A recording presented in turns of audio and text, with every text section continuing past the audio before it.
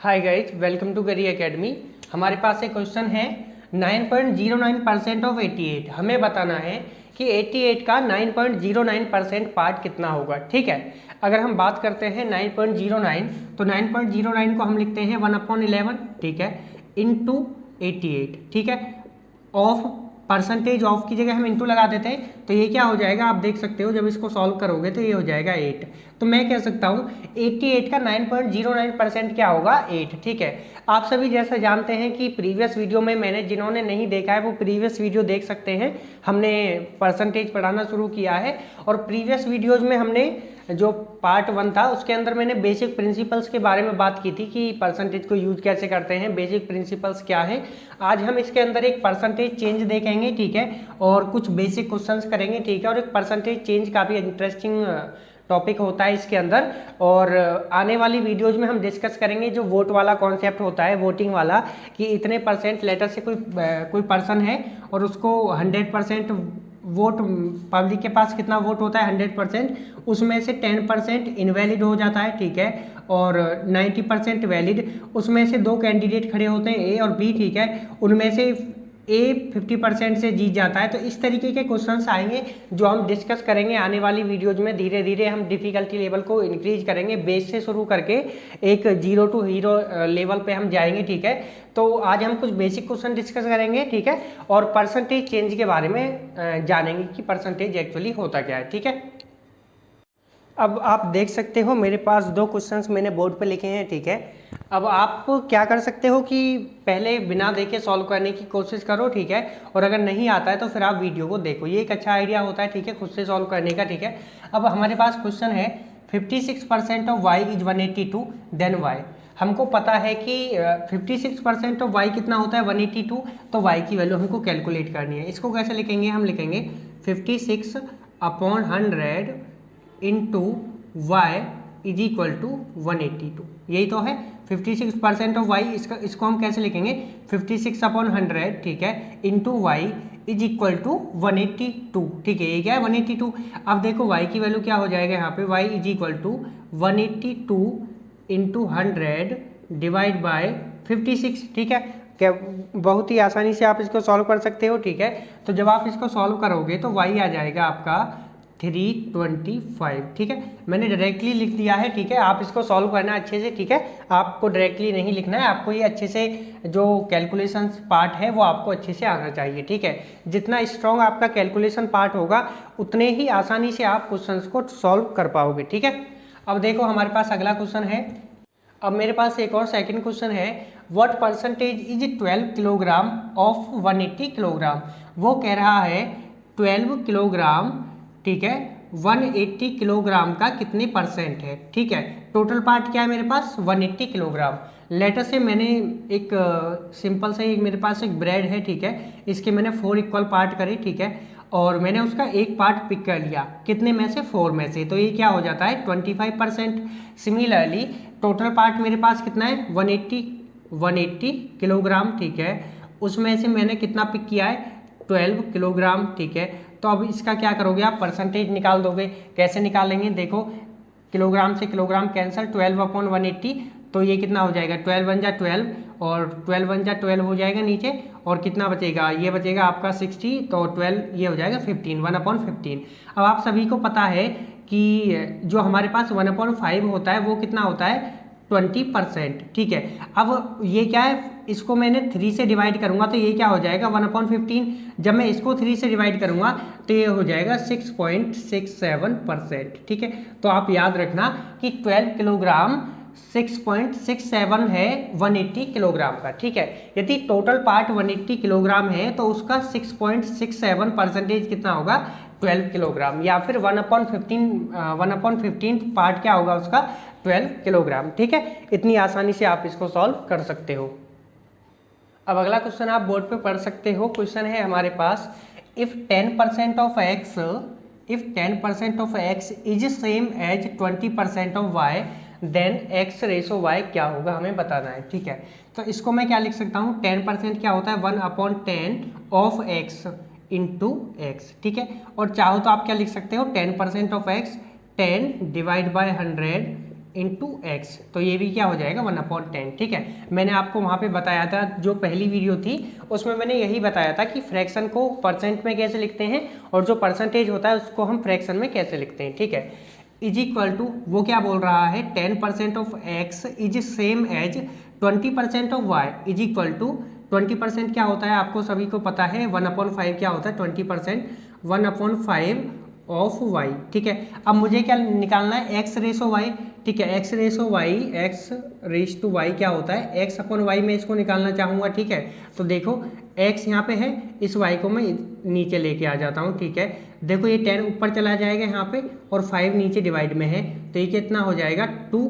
ठीक है, तो मैं कह सकता हूँ X upon Y is equal to 2/1। ठीक है, तो एक्स रेसो वाई क्या हो जाएगा 2/1। ठीक है, तो आप इतनी आसानी से कैलकुलेट कर सकते हो एक्स रेसो वाई क्या हो जाएगा 2/1। ठीक है, तो होप आपको ये क्वेश्चंस अच्छे लगे होंगे, क्योंकि ये कुछ बेसिक्स क्वेश्चन है जो मैं करा रहा हूँ। ठीक है, और जैसे जैसे हम आगे बढ़ेंगे और अपने लेवल को थोड़ा इंक्रीज करेंगे। ठीक है, अब ये एक और काफ़ी अच्छा क्वेश्चन है। ठीक है, बेसिक लेवल का, if 15% of Y is same as 21% of Z, यदि 15% of Y is same as 21% of Z, then 12.5% of Y is equal to what percent of Z. ठीक है, तो इसको करने का 2-3 मेथड हो सकते हैं। ठीक है, आप कौन सा फॉलो करते हो। ठीक है, मैं आपको 2 मेथड बताता हूँ। ठीक है, पहला क्या हो सकता है, लेटर से वो बोल रहे हैं 15% is equal to 15% of Y is equal to 21% of Z. ठीक है, अब देखो 1% ऑफ वाई कितना हो जाएगा, ये हो जाएगा।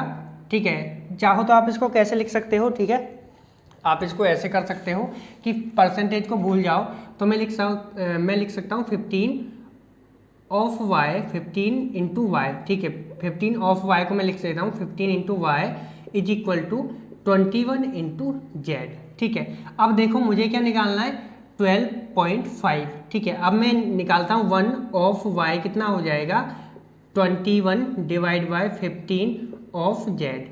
सिमिलरली अगर मुझे निकालना है 12.5 ऑफ वाई, तो ये हो जाएगा 12.5 of Y is equal to, इसमें मैं 12.5 से इंटू कर दूँ सारे में, तो ये हो जाएगा 12.5। देखो 12.5 को मैं क्या लिख सकता हूँ 25 divide by 2 into 21/15 into Z. ठीक है, तो आप आगे देख सकते हो, जब मैं इसको क्या करूँगा, इसको यहाँ से काटूंगा 15 3 जा 5 3 जा 15 और 5 5 जा 25 और 3 से 7 टाइम, तो ये हो जाएगा 5 7 जा 35/2, तो ये हो जाएगा मेरे पास 35/2 ऑफ जेड। तो इसको मैं क्या लिख सकता हूँ 17.5 ऑफ जेड। तो मैं लिख सकता हूँ 12.5 of Y is nothing but 17.5 of Z. कहने का मतलब है 12.5% of Y is equal to 17.5% of Z. तो इसका आंसर क्या होगा 17.5% ऑफ जेड। अब एक और क्वेश्चन है हमारे पास। ठीक है, क्वेश्चन है हमारे पास, if price of sugar is 30% less than of rice. ठीक है, यदि शुगर का प्राइस राइस के प्राइस से 30% कम है, ठीक है, then price of rice is how much percent more than that of sugar. तो हमें बताना है कि फिर राइस का जो प्राइस है जो शुगर है उससे कितने परसेंट ज़्यादा होगा। ठीक है, अब मैं मान लेता हूँ लेट जो हमारे पास शुगर का प्राइस 30% कम है राइस से, तो जो राइस का प्राइस है वो मैं मान लेता हूँ 100। ठीक है, तो शुगर का कितना हो जाएगा, शुगर का इससे 30% कम है, तो इसका 30% कितना हो जाएगा 30, तो कितना हो जाएगा शुगर का हो जाएगा 70। ठीक है, क्योंकि इसका 30% कितना हो जाएगा 30, अगर मैं 100 में से 30 माइनस करूँगा तो 70। तो मुझे पता लग गया कि जो राइस का प्राइस यदि 100 है तो शुगर का कितना होगा 70, that is nothing but 30% less. ठीक है, अब आगे क्या पूछ रहे हैं वो कि the price of rice is how much percent more than that of sugar, कि जो राइस का प्राइस है शुगर के प्राइस से कितने परसेंट ज़्यादा है। ठीक है, अब मुझे इतना तो पता है कि जो शुगर का प्राइस है वो राइस के प्राइस से 30% कम है, लेकिन अब मुझे बताना क्या है कि जो राइस का प्राइस है शुगर के प्राइस से कितने परसेंट ज़्यादा है। ठीक है, अब देखो इनमें डिफरेंस कितने का है 30 का। ठीक है, किसके ऊपर निकालना है हमको? शुगर के ऊपर। उन्होंने पूछा है then that of sugar, sugar के बेस पे हमको निकालना है, जो बेस वैल्यू है वो शुगर की लेनी है, ठीक है। अब देखो इनटू कर देंगे यहाँ पे 100 से, तो ये आ जाएगा आपके पास। अब इसको इससे काट देंगे तो ये कितना होता है 3/7। आपको पता है जो 1/7 होता है मेरे पास, ठीक है, 1/7 जो होता है उसको मैं क्या लिख सकता हूँ, ये होता है आपके पास 14.2856, ठीक है। इसी तरीके से यदि मेरे को 3/7 निकालना है तो 3/7 को मैं क्या लिखूंगा, ठीक है, मैं डायरेक्ट परसेंटेज बना रहा हूँ, ठीक है। यहाँ पे आपको पता होगा ये क्या होता है 3/7, ठीक है। आपको मैंने बताया था फ्रैक्शन से परसेंटेज कैसे कन्वर्ट करते हैं। 1/7 को क्या लिखते हैं 14.2856, तो 3/7 को क्या लिखेंगे, इसमें 3 से इंटू कर देंगे तो ये हो जाएगा आपके पास में, ये हो जाएगा इधर 42, और जब इसको सॉल्व करोगे तो ये हो जाएगा 85%, ठीक है। तो मैं कह सकता हूँ, और या फिर यहाँ पे आप डायरेक्टली 100 भी लिख के परसेंटेज निकाल सकते हो, या तो ये लिख दो या फिर आप ऐसे कर सकते हो। हमें पता है 1/7 कितना होता है 14.2856%, तो 3/7 कितना हो जाएगा 42.85%, ठीक है। तो मैं कह सकता हूँ जो राइस का प्राइस है वो शुगर के प्राइस से 42.85% ज़्यादा है। चाहे ऐसे करो या ऐसे करो, एक ही बात है। जो फर्स्ट वीडियो थी उसी में मैंने बता दिया था कि फ्रैक्शन टू परसेंटेज हम कैसे कन्वर्ट करते हैं, ठीक है। अब हम एक और अच्छा कॉन्सेप्ट देखते हैं, डेट इज परसेंटेज चेंज, ठीक है। अब देखो परसेंटेज चेंज एक्चुअली होता क्या है, और ये एक बेसिक और इम्पोर्टेंट पॉइंट है परसेंटेज के अंदर। यदि आपको परसेंटेज चेंज समझ आ जाता है तो इसका मतलब कि आपको ऑलमोस्ट परसेंटेज जो टॉपिक है वो समझ आ जाएगा, ठीक है। अब देखो परसेंटेज चेंज में होता क्या है, लेट अस से कोई प्रोडक्ट है वो आपने 100 रुपये का खरीदा, ठीक है। कोई भी प्रोडक्ट है आपने 100 रुपये का उसको खरीदा, ठीक है। फिर उस पर आपने क्या किया 20% का इंक्रीमेंट कर दिया। क्या कर दिया उस प्रोडक्ट पे 20% का इंक्रीमेंट कर दिया, प्लस कर दिया 20%, ठीक है। अब जब आप 100 पे 20% का इंक्रीमेंट करोगे तो वो कितना हो जाएगा, ठीक है। अब आपको पता है बेस वैल्यू क्या है 100 का 20% क्या हो जाएगा 20, ठीक है। तो टोटल वैल्यू क्या हो जाएगी 120, ठीक है। अब मैंने आपसे बोला कि मैंने 100 पे 20% इंक्रीमेंट किया तो वो क्या हो जाता है 120, ठीक है। अब 120 पे मैंने क्या किया, फिर से डिक्रीमेंट कर दिया 20% का, ठीक है। पहले मैंने 100 पे इंक्रीमेंट किया, 20% का तो 120 हो गया। अगर मैं इस पर डिक्रीमेंट कर देता हूँ 20% का, तो क्या ये वापस से 100 हो जाएगा, देखते हैं। तो ये मेरे को पता है 100 तो ये होने वाला है नहीं, ठीक है। क्यों? क्योंकि देखो इसका 20% कितना होता है 20, इसमें मैं 20 ऐड कर दूंगा तो ये 120 हो जाएगा। लेकिन 120 का 20% कितना हो जाएगा, जब आप 120 का 20% निकालोगे तो वो हो जाएगा 24, ठीक है। और जब आप 120 में से 24 माइनस करोगे तो वो हो जाएगा 96। ये बात आप याद रखना कि अगर मैं किसी भी वैल्यू के ऊपर किसी 1% का, लेटर से y% का इंक्रीमेंट करता हूँ और फिर उस वैल्यू पे y% का डिक्रीमेंट कर देता हूँ तो वो वैल्यू कभी भी सेम नहीं आएंगी, ये वैल्यू कभी भी आपस में सेम नहीं होंगी, ठीक है। ये बात आप याद रखना, ठीक है। अगर मान के चलो कोई प्रोडक्ट आपने 100 रुपये का खरीदा, उस पर 100% इंक्रीमेंट किया और फिर 100% डिक्रीमेंट कर दिया तो उसकी वैल्यू वापस से 100 कभी नहीं होगी, ये बात आप याद रखना। ये एक कॉमन मिस्टेक होती है जो हम लोग जनरली कर देते हैं, ठीक है। लेटर से कोई वैल्यू है 100, ठीक है। और मैं एक और एग्जाम्पल आपको देना चाहूँगा यहाँ पे, ठीक है। लेटर से मेरे पास कोई आर्टिकल है 200 रुपीज़ का और उस पर मैंने 10% इंक्रीमेंट किया, प्लस किया मैंने उस पर 10%, तो अब ये क्या हो जाएगा 220, क्योंकि इसका 10% क्या हो जाएगा 20, तो टोटल क्या हो जाएगा 220, ठीक है। अब देखो फिर से मैंने इस पर डिक्रीमेंट कर दिया 10% का। जब मैं इस पर डिक्रीमेंट करूँगा 10% का तो इसका 10% क्या हो जाएगा 22, तो ये क्या हो जाएगा 198, ठीक है, ना कि 200 अगेन, ठीक है। ये बात आपको याद रखनी है, ठीक है ना। तो एक परसेंटेज चेंज का छोटा सा कॉन्सेप्ट था, ठीक है। अभी मैं एक फॉर्मूला आपको बताना चाहूँगा, ठीक है।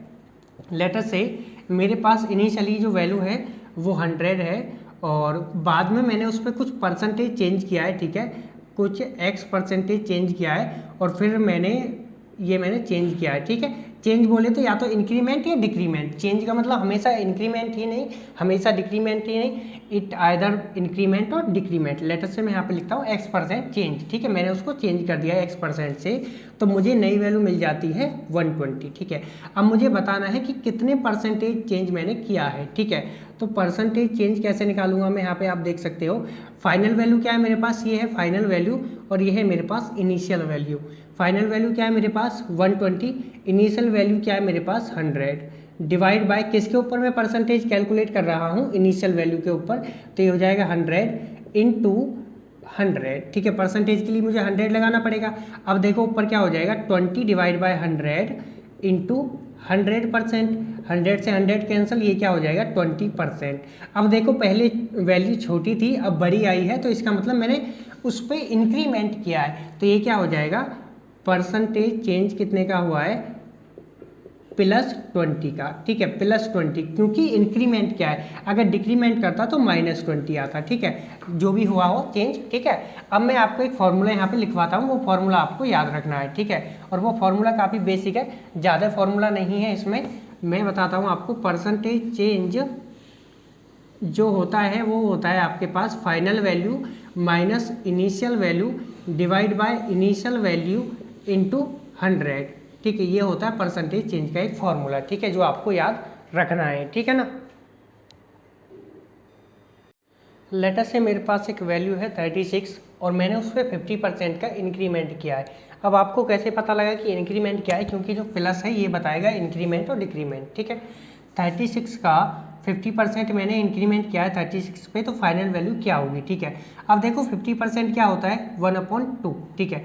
इसका अगर मैं 1/2 निकालूंगा 36 का, तो वो हो जाएगा 36 इंटू 1/2 क्या हो जाएगा 18, ठीक है। अगर इसका 50% इंक्रीमेंट किया तो 36 + 18 कितना हो जाएगा 54, ठीक है।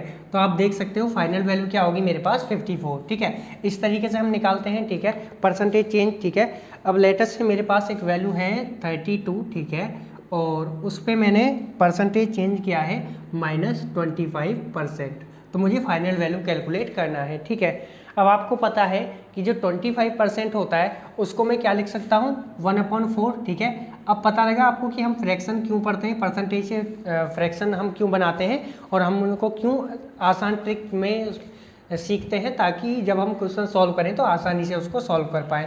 अदरवाइज आपको क्या करना पड़ेगा, इसको इसमें चेंज करोगे 32 इंटू 25/100, पहले आप इसको चेंज करोगे। अब क्या करोगे आप यहाँ पे, अब क्या करोगे देखो 32 है और 1/4, तो 32 का 1/4 क्या होता है 8 हो जाएगा, ठीक है, वेरी सिंपल, ठीक है। अब अगर मैं 32 को 4 से डिवाइड करूँगा तो क्या आएगा 8 आएगा, ठीक है। अब मैं उसमें से माइनस करना है 8 को, कहने का मतलब है जो 32 है उसमें से 25% माइनस कर देना है। अगर मैं 25% माइनस करूँगा तो ये क्या रह जाएगा 24, ठीक है। 24 क्यों रह जाएगा, क्योंकि 32 का 25% कितना हो जाएगा 8, ठीक है। अगर मैं 32 में से 8 को माइनस कर दूंगा तो क्या बचेगा 24, ठीक है। इस तरीके से हम करेंगे। लेटर से मेरे पास एक नंबर है 99, ठीक है, एक और मेरे पास नंबर है 99 और उस पर मैंने परसेंटेज चेंज किया है -9.09%, उसको डिक्रीमेंट किया है, ठीक है। अब देखो 9.09 का मतलब क्या होता है 1/11, ठीक है। आज जब मैं इसका 99 का 1/11 करूँगा तो क्या हो जाएगा 9, अब मैं 9 को माइनस कर दूंगा तो ये क्या हो जाएगा 90, ठीक है। काफ़ी सिंपल है कि 99 पे मैंने 9.09% का डिक्रीमेंट किया है। अब 99 का 9.09 क्या होता है 99 इंटू 1/11 क्या होता है 9, ठीक है। अगर मैं 99 में से 9.09% डेट इज 9 को माइनस कर दूंगा तो क्या बचेगा 90 बचेगा, ठीक है। काफ़ी सिंपल है, ठीक है। अब एक और मैं आपको बताता हूँ। लेटर से 45 पे मैंने माइनस करना है 44.44%, ठीक है। अब आपको पता है कि मुझे सबको पता है कि जो 11.11% होता है वो क्या होता है आपका 1/9, ठीक है। सिमिलरली 44.44% क्या हो जाएगा, इसमें 4 से इंटू कर दूं तो ये बन जाएगा, इसमें 4 से इंटू कर दूं तो ये बन जाएगा क्या 4/9, ठीक है। तो मैं कह सकता हूँ 44.44% इज नथिंग बट 4/9, ठीक है। तो 45 का 4/9 कितना हो जाएगा, ये हो जाएगा आपका 9×5 = 20 हो जाएगा। अब 20 माइनस करना है तो कितना बचेगा, 25 बचेगा। ठीक है, क्यों बचेगा, देखो उन्होंने ये नहीं पूछा कि 45 का 44.44% क्या होगा, उन्होंने ये पूछा है कि 45 का यदि मैं 45 में से उसका 44.44% माइनस कर दूंगा तो कितनी वैल्यू बचेगी। ठीक है, अब 45 का 44.44% क्या हो जाएगा, 20। ठीक है, अगर मैं 45 में से 20 को माइनस करूंगा तो 25 बचेगा। ठीक है ना, ये है हमारे पास परसेंटेज चेंज। ठीक है, अब देखो एक और मैं आपसे बताता हूँ यहाँ पे क्वेश्चन कि 27 है मेरे पास। ठीक है, 27 का मैंने 11 प्लस किया है 11.11%। ठीक है, अब आपको पता है मैंने क्या बोला कि 27 पे मैंने 11.11% का इंक्रीमेंट कर दिया। ठीक है, अब देखो 11.11% क्या होता है, 1/9। ठीक है, अब देखो इसका मैं 1/9 निकालूंगा 27 का तो क्या हो जाएगा 3। जब मैं 27 में 3 को ऐड करूंगा तो क्या हो जाएगा 30। ठीक है, आपको समझ आया होगा, बेसिक है, इसमें क्या कुछ भी रॉकेट साइंस जैसा नहीं है। ठीक है, काफ़ी बेसिक है। मैंने ये बोला है कि 27 पे मैंने इंक्रीमेंट कर दिया 11.11% का। ठीक है, अब इसका 11.11% क्या हो जाएगा, 1/9 ऑफ 27 क्या हो जाएगा 3। ठीक है, तो मुझे पता लग गया कि मैंने इंक्रीमेंट कर दिया 11.11% जो कि होता है 3। ठीक है, जब मैं इंक्रीमेंट कर दूंगा 27 पे 3 का तो वो क्या हो जाएगा आपका 30। ठीक है, इस तरीके से हम इनको सॉल्व करेंगे। ठीक है ना, अब ये तो था हमारे पास कि यदि हमको इनिशियल वैल्यू पता है और परसेंटेज चेंज पता है तो हम फाइनल वैल्यू किस तरीके से कैलकुलेट करेंगे। ठीक है, लेकिन यदि ये रिवर्स होता कि हमको फाइनल वैल्यू तो पता है और हमको इनिशियल वैल्यू को कैलकुलेट करना है तो हम किस तरीके से सॉल्व करते। ठीक है, अब देखो मैंने अभी आपको बताया था कि यदि मेरे पास एक नंबर है 36 और उस पर मैं 25% का इंक्रीमेंट करता हूँ तो 25% क्या हो जाएगा 1/4। 36 का 1/4 क्या होता है 9। अगर मैं 9 36 में ऐड कर दूंगा तो क्या हो जाएगा 45। ठीक है, लेकिन यदि अब मेरे पास क्वेश्चन इस तरीके से हो कि इनिशियल वैल्यू जो भी है मुझे नहीं पता लेकिन मुझे पता है कि फाइनल वैल्यू क्या है और जो परसेंटेज चेंज है वो मेरे पास गिवन है। ठीक है, अब मुझे इनिशियल वैल्यू को निकालना है। ठीक है, देखो मैं इसका एक बेसिक सिंपल एग्जांपल बताऊंगा। ठीक है, अब देखो अगर आपको लगता है कि मैं इसमें से उन्होंने अगर लेटर से कोई भी वैल्यू रही होगी एक्स की उस पर 25% इंक्रीमेंट किया तो ये 45 बन जाता है। लेकिन यदि मैं 45 पे माइनस कर देता हूँ 25% को तो क्या वही वैल्यू बन जाएगी, तो ऐसा होता है आंसर गलत। क्यों, क्योंकि मैंने बताया था यदि मैं 100 पे 20% को इंक्रीमेंट कर दूँ और फिर बाद में 20% को डिक्रीमेंट कर दूं तो वो कभी भी 100 नहीं आता है। ठीक है, तो ये तो हमको नहीं करना है वरना गलत हो जाएगा। ठीक है, अब करना क्या है, देखो मैं आपको एक चीज़ बताता हूँ, यहाँ पे छोटी सी चीज़ समझाना चाहूँगा। लेटर से मेरे पास एक नंबर है और मैंने उस पर 25% का इंक्रीमेंट किया है। ठीक है, प्लस किया है 25% का, तो क्या मैं ये बोल सकता हूँ यदि ये पहले 25% क्या होता है 1/4, तो क्या ये अगर पहले 4 था, ठीक है, तो अब कितना हो गया होगा 5। ठीक है, और मैं इसको दूसरे वे में समझाना चाहूँगा। ठीक है, आपको लेटर से सिंपल बनाने की कोशिश करूँगा मैं आपको। ठीक है, ज़्यादा कंफ्यूज नहीं करूँगा। किसी भी वैल्यू पे मैंने प्लस कर दिया है 25%। ठीक है, मैंने क्या किया है 25% का इंक्रीमेंट किया है, तो यदि वो वैल्यू इनिशियली, ये इनिशियल वैल्यू है मेरे पास और ये फाइनल वैल्यू, इनिशियली 100 थी तो फाइनल क्या हो जाएगा 125, और अगर इनिशियली 200 थी तो फाइनल क्या हो जाएगा 250। ठीक है, और यदि इनिशियली वो वैल्यू 1000 थी मेरे पास तो अब क्या हो जाएगा 1250। ठीक है, देख सकते हो।